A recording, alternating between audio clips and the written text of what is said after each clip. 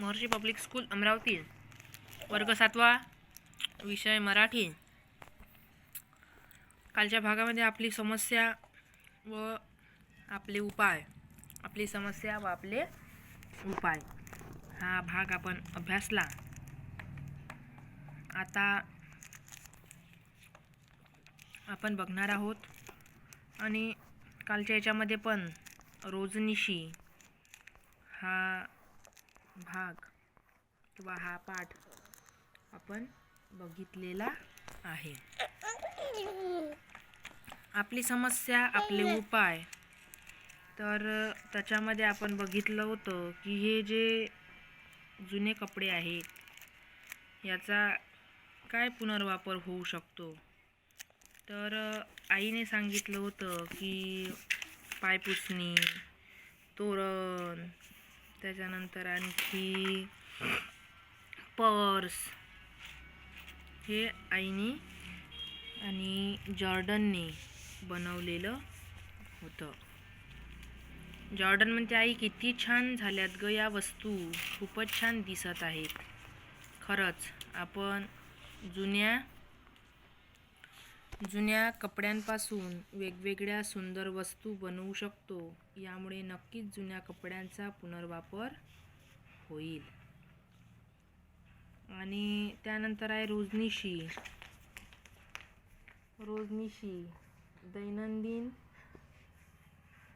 दैनंदिन जे लिहिण्याचं कार्य आहे किंवा दैनंदिनी ज्याला आपण म्हणतो त्याला म्हणतात रोजनिशी। रोजनिशी लिहिल्याने माणसाला जीवनाकडे बघण्याची नवी दृष्टी मिळते। रात्री झोपण्यापूर्वी दिवसभरातील सर्व घडामोडींची नोंद आपण रोजनिशीमध्ये करत असतो। रोजनिशी नवी दृष्टी मिळते। रोजनिशी कशी लिहितात हे विद्यार्थ्यांना समजावे, त्यांनी रोजनिशी लिहावी, हे या पाठामागचे प्रयोजन आहे।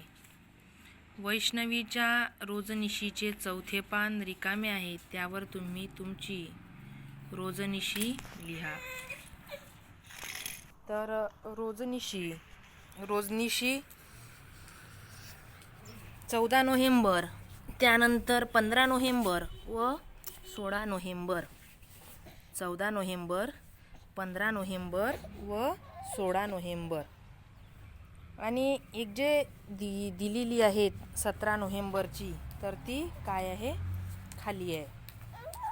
17 नोव्हेंबरची काय आहे, खाली दिलेली आहे, तर ते आपल्याला लिहायची आहे 17 नोव्हेंबरची। 17 नोव्हेंबरला दिल्या आहे दिवाळीच्या सुट्ट्या। आता 14 नोव्हेंबरमध्ये आज आमच्या शाळेत बालदिन साजरा करण्यात आला। त्या निमित्तानं सांस्कृतिक कार्यक्रम घेण्यात आले। विद्यार्थ्यांची वेशभूषा स्पर्धा घेण्यात आली। शाळेतील मुलांनी पारंपरिक वेशभूषा धारण करून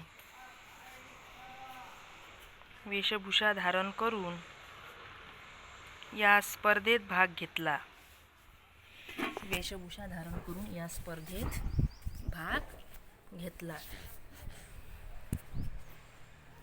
त्यानंतर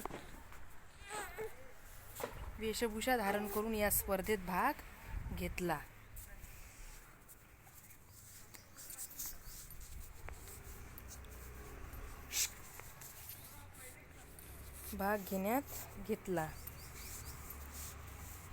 विविध थोर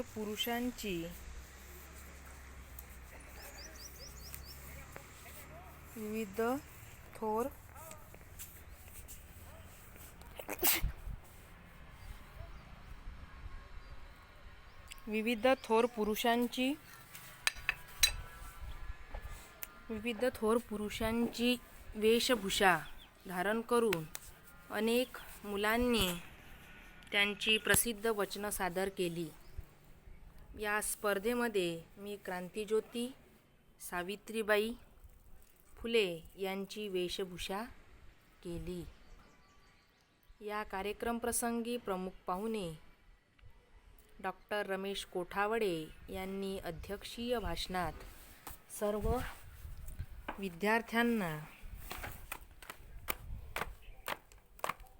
विद्यार्थ्यांना बालदिनानिमित्त शुभेच्छा दिल्या. कार्यक्रमाच्या शेवटी सर्वांना खाऊ दिला.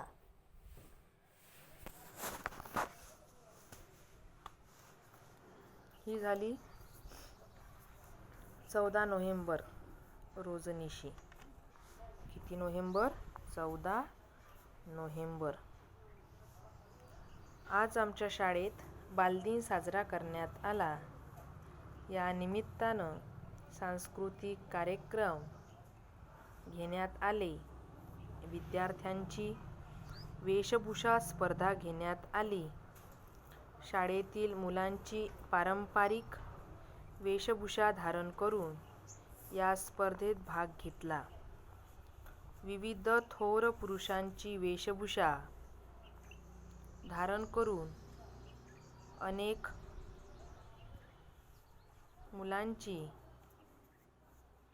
मुलांनी त्यांची प्रसिद्ध वचनं सादर केली. या स्पर्धेमध्ये मी क्रांतिज्योती सावित्रीबाई फुले यांची वेशभूषा केली. या कार्यक्रम प्रसंगी प्रमुख पाहुणे डॉक्टर रमेश कोठावडे यांनी अध्यक्षीय भाषणात सर्व विद्यार्थ्यांना बालदिनानिमित्त शुभेच्छा दिल्या. कार्यक्रमाच्या शेवटी सर्वांना खाऊ दिला. 15 नोव्हेंबर. सगळ्याच विद्यार्थ्यांना सुगीचे दिवस प्रत्यक्ष बघायचे असल्यामुळे श्री पाटील सर आम्हाला गाव शिवारात घेऊन गेले.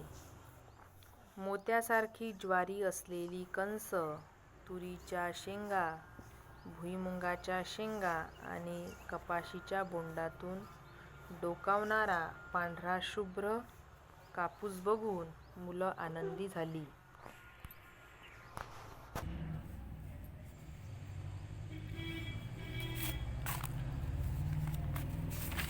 पेरू, सीताफळ, आवळा, चिंच, बोरं ही सर्व झाडं फळांनी लदबदलेली होती.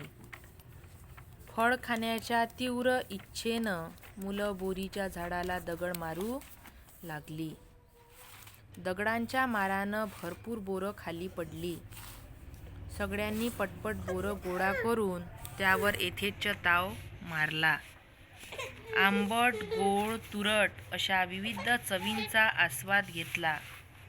आम्ही शिवारातून घरी आलो तरी माझ्या जिभेवर त्या बोरीची चव रेंगाळत होती. ही झाली 15 नोव्हेंबरची रोजनिशी. आता आहे 16 नोव्हेंबर. तर 16 नोव्हेंबरमध्ये आहे आज माझा वाढदिवस होता. आज माझा काय होता? वाढदिवस होता. सकाळपासूनच घरातील अनेक नातेवाईकांनी, मित्रमैत्रिणींनी फोन करून वाढदिवसाच्या शुभेच्छा दिल्या.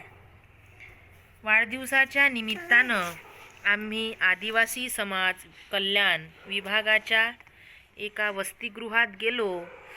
त्या वसतिगृहात आदिवासी दुर्गम भागातील मुलं मुली शिक्षणासाठी राहतात. त्या सर्व विद्यार्थ्यांना आम्ही माझ्या वाढदिवसाच्या निमित्तानं खाऊचं वाटप केलं. आई वडिलांपासून दूर आलेल्या त्या मुलांना पाहून मला खूप गहिवरून आलं होतं.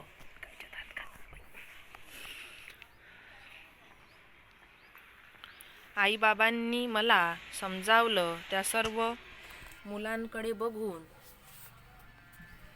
मला शिकण्याची नवी उमेद मिळाली.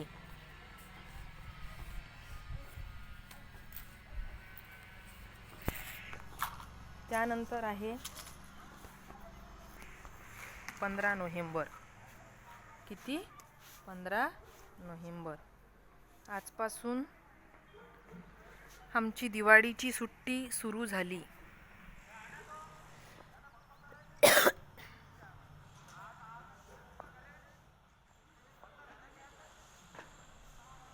आजपासून दिवाळीची सुट्टी सुरू झाली. 17 नोव्हेंबर. तर तुम्ही काय कराल? 17 नोव्हेंबर दिवाळीची सुट्टी सुरू झाली.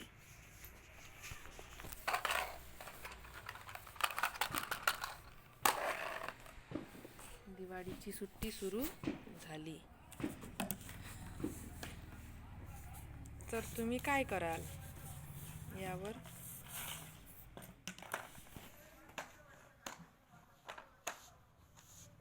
रोजनिशी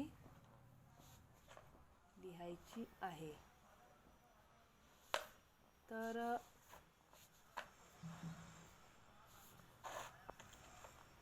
अशी ही जी रोजनिशी आहेत, ती रोजनिशी वैष्णवी दररोज लिहिते आहे.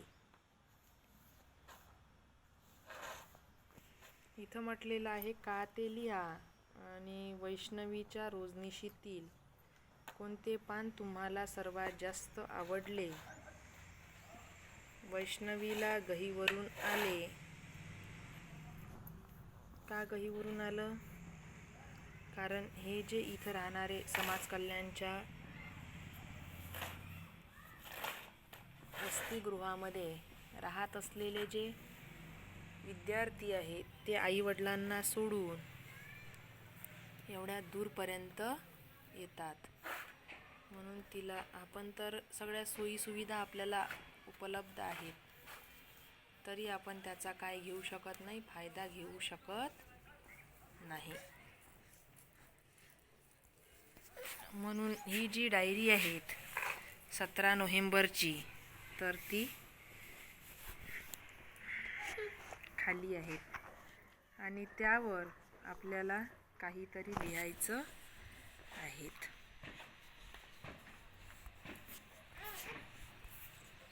त्यानंतर आहे हुशारकी, म्हणजे खालील कंसात काही म्हणी दिलेल्या आहेत.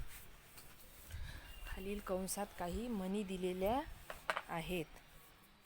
दिलेल्या वाक्यांशी संबंधित म्हण ओळखा व लिहा. अति तेथे माती, आगीतून उठून फुफाट्यात पडणे, पळसाला पाने तीनच, नावडतीचे मीठ अळणी,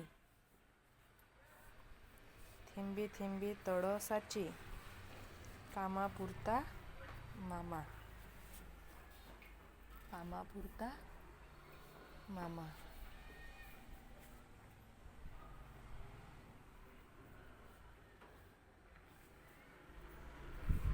तर हुशारकी मारणाऱ्याचा पराजय होतो. अति तिथे माती. एखाद्याकडून काम करून घेताना गोड बोलायचं आणि काम झालं की त्याला सोडून द्यायचं. कामापुरता मामा. सगळीकडे परिस्थिती समान असणे, पळसाला पाने तीनच.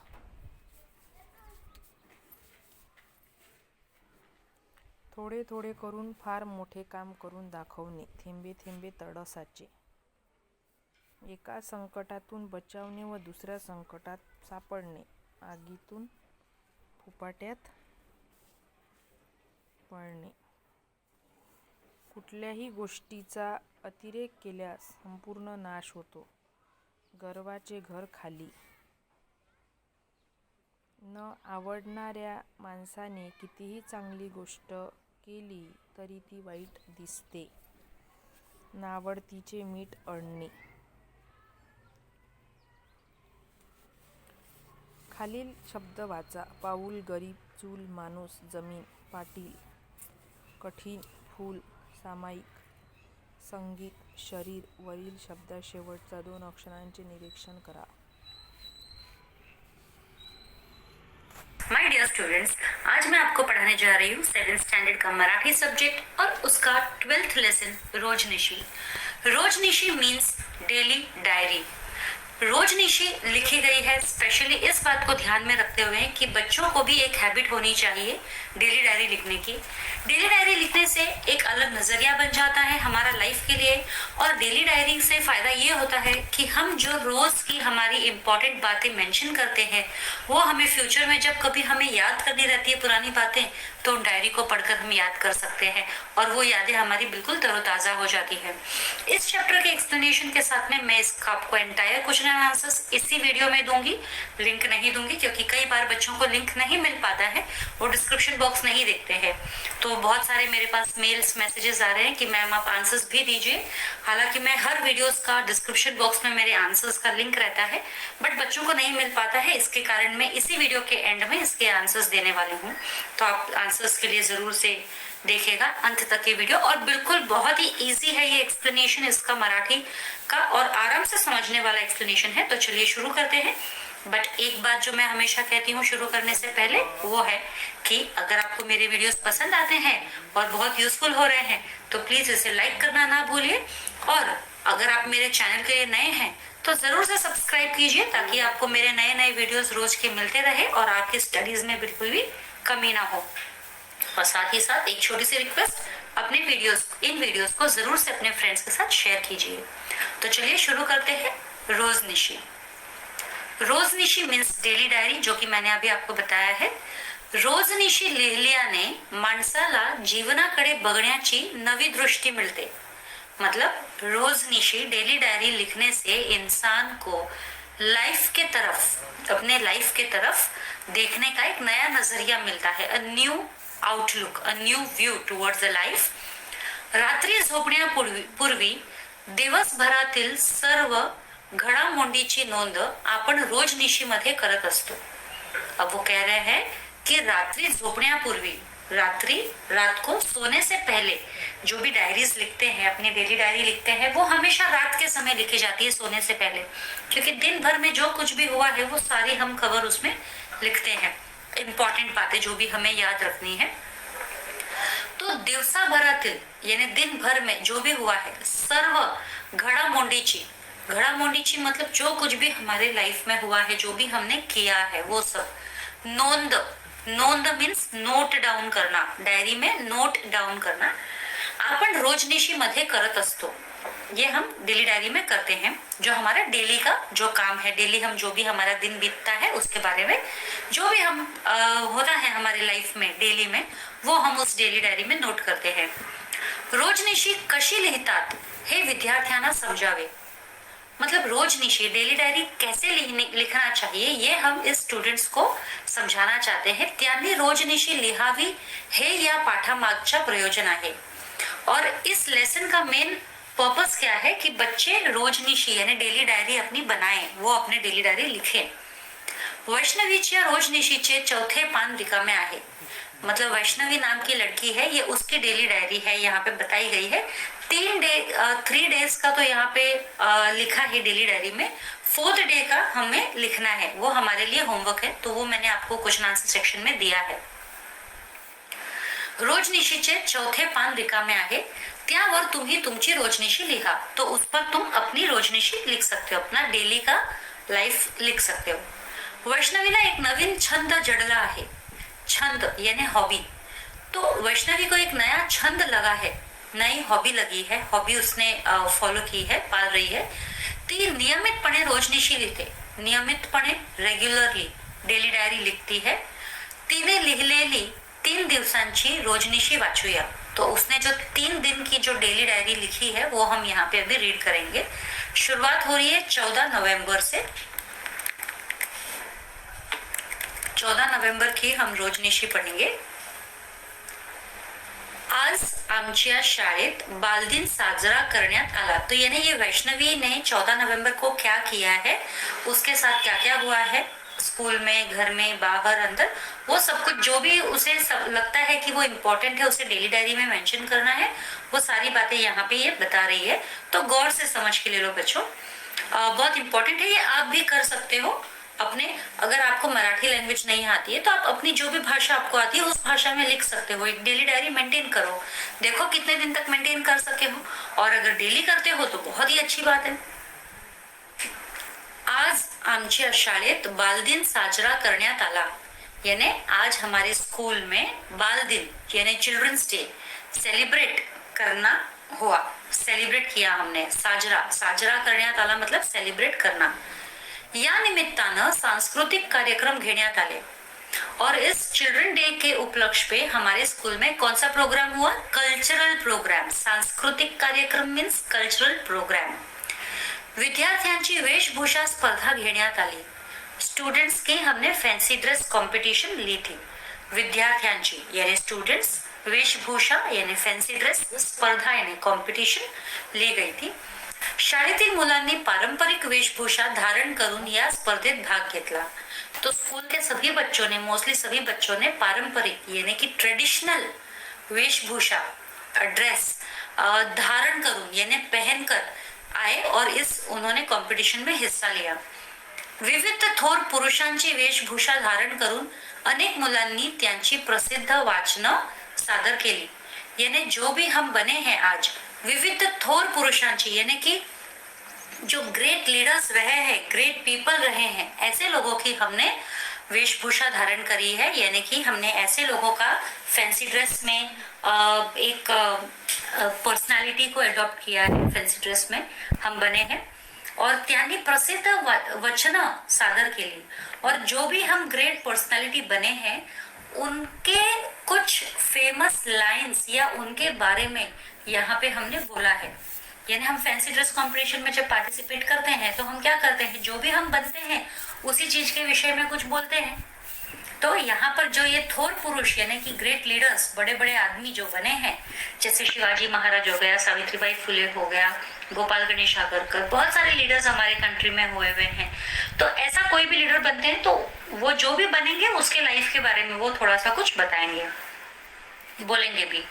तो या स्पर्धेमध्ये मी क्रांती ज्योती सावित्रीबाई फुले यांची वेशभूषा केली। तो ये जो कंपटीशन था उसके अंदर मैं कौन है? वैष्णवी लिख रही है ना ये डेली डायरी, तो वो लिखती है मैं इस स्पर्धा में क्रांति ज्योति सावित्रीबाई फुले, जो क्रांति ज्योति है सावित्रीबाई फुले, उनका मैंने फैंसी ड्रेस में उनका मैंने रूप लिया था, उनके तरह मैंने अपने आप को ड्रेसअप किया था।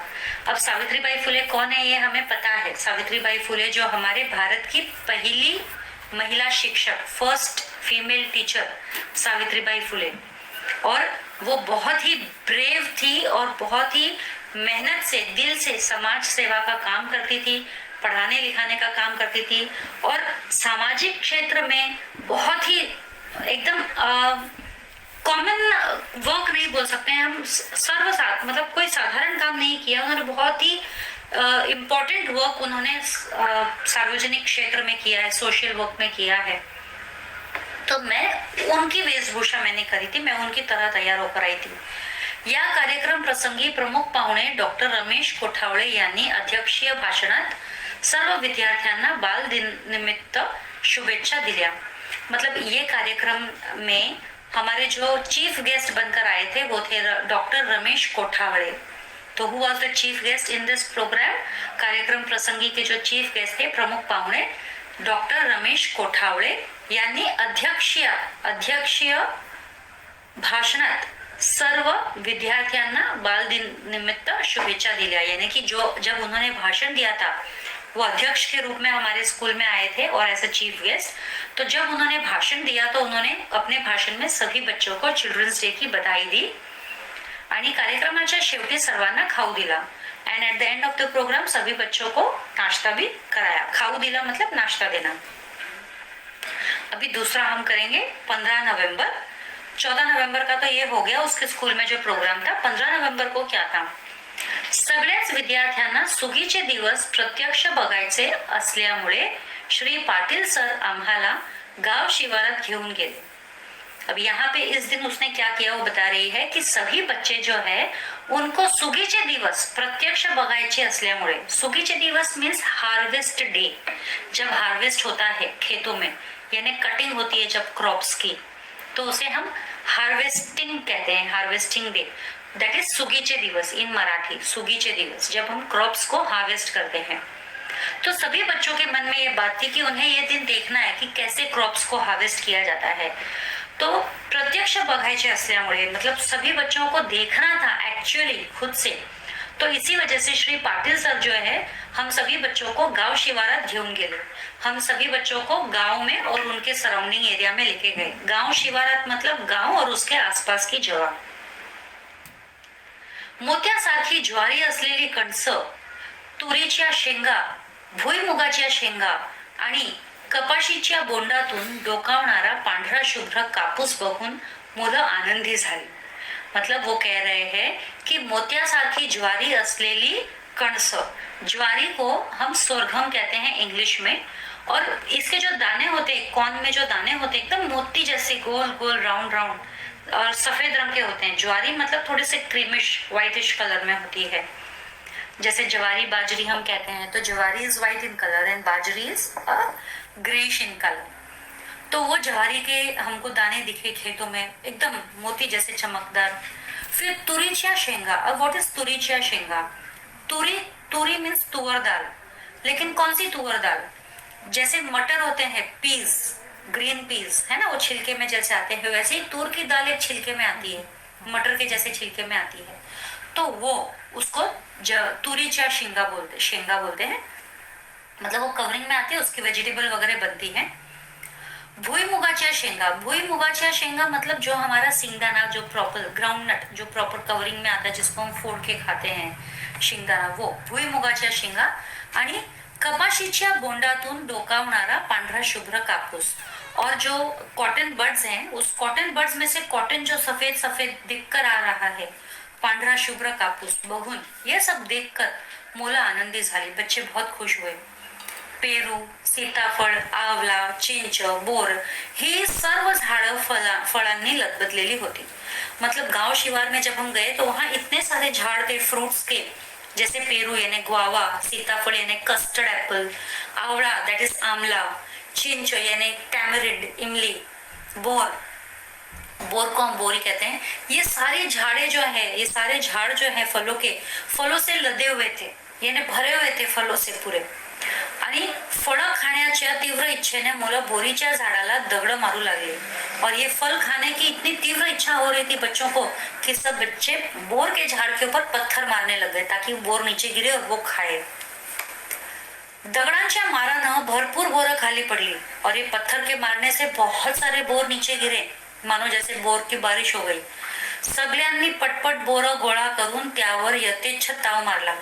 सभी लोगों ने फटाफट जो भी बोर नीचे गिरे थे जमा किया और मस्त उनके ऊपर ताव मारा, यानी कि झपटा मारा कि किसको ज्यादा मिलता है, क्या मिलता है, ऐसा छीना छपटी करके उन्होंने बोर खाना चालू किया। अभी आंबट, गोड, तुरट अशा विविध चवींचा आस्वाद घेतला। आंबट मतलब खट्टा, गोड यानी मीठा, तुरट यानी कि एस्ट्रिंजेंट हम जिसको इंग्लिश में बोल सकते हैं, थोड़ा सा तेज, ना मीठा ना तीखा ना कड़वा, थोड़ा सा तेज, एस्ट्रिंजेंट तेज, तुरट जिसको हम बोलते हैं। अशा विविध चवींचा आस्वाद घेतला। अलग अलग टेस्ट के बोर हमने खाए। बोर तो अलग अलग टेस्ट के आते हैं, कुछ मीठे होते हैं, कुछ खट्टे होते हैं, और कुछ थोड़ा एक अलग ही टेस्ट आ जाता है बोर में। आम्ही शिवारातून घरी आलो तरी माझ्या जिभेवर त्या बोरांची चव रेंगाळत होती। और जब हम उन शिवार से यानी कि गांव के आसपास के एरिया जहां हम घूमने गए थे, वहां से जब हम घर पे आए तो मेरे जीभ पर तो अभी भी वो बोर का आस्वाद था, मतलब बोर का टेस्ट आ रहा था। कभी कभी होता है ना कि कोई हमारी फेवरेट खाने की चीज होती है और उसका टेस्ट हमें लंबे समय तक याद रहता है, बिल्कुल उसी तरीके से। और 16 नवंबर को क्या हुआ? अभी 14 नवंबर 15 नवंबर की तो हमने डेली डायरी देख ली, अभी 16 नवंबर को क्या हुआ? आज माझा वाढदिवस होता, यानी 16 नवंबर को वैष्णवी का बर्थडे था। आज माझा वाढदिवस होता। सकाळपासूनच घरातील अनेक नातेवाईकांनी, मित्रमैत्रिणींनी फोन करून वाढदिवसाच्या शुभेच्छा दिल्या। तो मेरे बर्थडे पे सुबह से सब लोग फोन करके, जो मेरे फ्रेंड्स थे, मेरे रिलेटिव्स थे, नातेवाईक मतलब रिलेटिव्स, रिलेशन वाले, और मित्र मैत्रिणी यानी फ्रेंड्स, इन सभी ने मुझे फोन करके मेरे बर्थडे की शुभेच्छाएं दी, मुझे बेस्ट विशेस दिया. वाढदिवसाच्या निमित्तानं आम्ही आदिवासी समाज कल्याण विभागाच्या एका वसतिगृहात गेलो.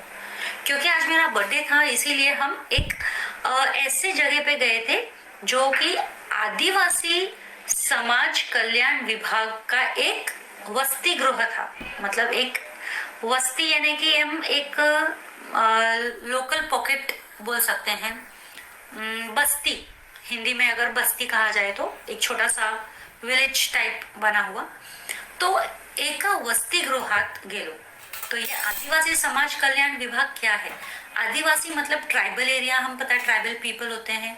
तो ट्राइबल पीपल के समाज, जो सोसाइटी है, ट्राइबल लोगों की जो कम्युनिटी है, उनके डेवलपमेंट के लिए एक कमेटी बनाई गई थी, एक कमेटी बिठाई गई थी, या एक ग्रुप बिठाया गया था उनके डेवलपमेंट के लिए, और उनका एक विलेज बसाया गया था जहां पर उनका डेवलपमेंट के लिए काम किया जाता था. तो हम लोग एक ऐसे वसति गृह में गए थे जहां पर आदिवासी समाज कल्याण विभाग के लोग वहां पर जुड़े हुए थे. त्या वसतिगृहात आदिवासी दुर्गम भागातली मुलं मुली शिक्षणासाठी राहतात. और उस भाग में कौन आते थे वहां पर पढ़ने के लिए? दुर्गम भागातील मतलब दूर दूर से, कॉर्नर से, जहां पर इतनी फैसिलिटीज भी नहीं होती है, ऐसे ऐसे एरिया से मुला मुली शिक्षणासाठी राहतात. बच्चे जो है, लड़के लड़कियां पढ़ने के लिए आते हैं और पढ़ने के लिए यहाँ पे रहते हैं. त्या सर्व मुलांना आम्ही माझ्या वाढदिवसाच्या निमित्तानं खाऊचं वाटप केलं. और उन सभी बच्चों को मेरे बर्थडे के हिसाब से, बर्थडे के लिए सभी बच्चों के बीच में खाना बांटा गया. तो ये बहुत अच्छी बात की है वैष्णवी ने यहाँ पे. वो अपने बर्थडे के दिन ऐसे बच्चों के बीच में गई है जो अपने पेरेंट्स से बहुत दूर रहते हैं. उनको अपने पेरेंट्स से दूर रहना पड़ता है. भगवान ना करे किसी भी बच्चे को अपने पेरेंट्स से दूर रहना पड़े. तो आपका भी जब बर्थडे होता है तो आप कैसे सेलिब्रेट करते हो? या अपने फ्रेंड्स लोगों को बुलाते हो, घर पे पार्टी देते हो, बाहर जाते हो? कभी ऐसे लोगों के बीच में जाओ, बहुत अच्छा लगेगा, मन को शांती मिलेगी. आई वडिलांपासून दूर आलेल्या त्या मुलांना पाहून मला खूप गहिवरून आलं होतं. तो वैष्णवी को भी देखो बहुत रोना आ गया जब उसने उन बच्चों को देखा कि किस तरह से ये अपने पेरेंट्स से दूर है, और अपने पेरेंट्स से दूर रहकर वो यहाँ पढ़ने आए हैं. तो उसको बहुत रोना आया, मतलब एकदम रोने जैसा हो गया. गहिवरून आलं मतलब एकदम रोने जैसा हो गया, रुआसा हो गई. आई बाबांनी मला समजावलं, और जब वो रुआसा हुई तो उसके मम्मी डॅडी ने उसको समझाया. त्या सर्व मुलांकडे बघून मला शिकण्याची नवी उमेद मिळाली. और उन सभी बच्चों को देखकर मुझे जो है सीखने की एक नई उम्मीद मिली. मतलब मैं भी सीखना चाहती हूँ, मैं भी पढ़ना चाहूंगी. मेरे पास तो मेरे पेरेंट मेरे साथ में रहते हैं, मुझे तो कहीं लंबा जाने की भी जरूरत नहीं है. तो मुझे तो पढ़ना ही चाहिए. ये बच्चे तो इतनी दूर से आए हैं अपने पेरेंट्स को छोड़कर पढ़ने के लिए. तो मैं तो अपने पेरेंट्स के साथ में रहती हूँ, तो मुझे तो इसका पूरा फायदा उठाना चाहिए. मुझे तो पढ़ना चाहिए क्योंकि मुझे अपॉर्चुनिटी मिल रही है. और आप सभी को भी, जिनको ये अपॉर्चुनिटी मिल रही है, आपको बिल्कुल उस अपॉर्चुनिटी को गंवाना नहीं चाहिए. तो चलिए बढ़ते हैं हम हमारे क्वेश्चन आंसर्स की तरफ. जो 17 नवंबर का जो हमारा रोजनिशी है, ये हम हमारे क्वेश्चन आंसर सेक्शन में करेंगे. शुरुआत यहाँ दी गई है, आजपासून आमची दिवाळीची सुट्टी सुरू झाली. तो शुरुआत यहाँ दी गई है. अब हम बढ़ते हैं हमारे क्वेश्चन आंसर सेक्शन की तरफ. तो ये हमारा स्टार्ट हो गया. 3-4 वाक्यात उत्तरे लिहा. वैष्णवीच्या शाळेत बालदिन कसा साजरा झाला? वैष्णवीच्या शाळेत बालदिनाच्या निमित्तानं सांस्कृतिक कार्यक्रम घेण्यात आले. विद्यार्थ्यांची वेशभूषा स्पर्धात घेण्यात आली. कार्यक्रम प्रसंगी आलेल्या पाहुण्यांनी बालदिनानिमित्त विद्यार्थ्यांना शुभेच्छा दिल्या. कार्यक्रमाच्या शेवटी सर्वांना खाऊ देण्यात आला. शिवारामध्ये गेल्यावर मुलांनी कोणकोणती पिके व फळझाडे पाहिली?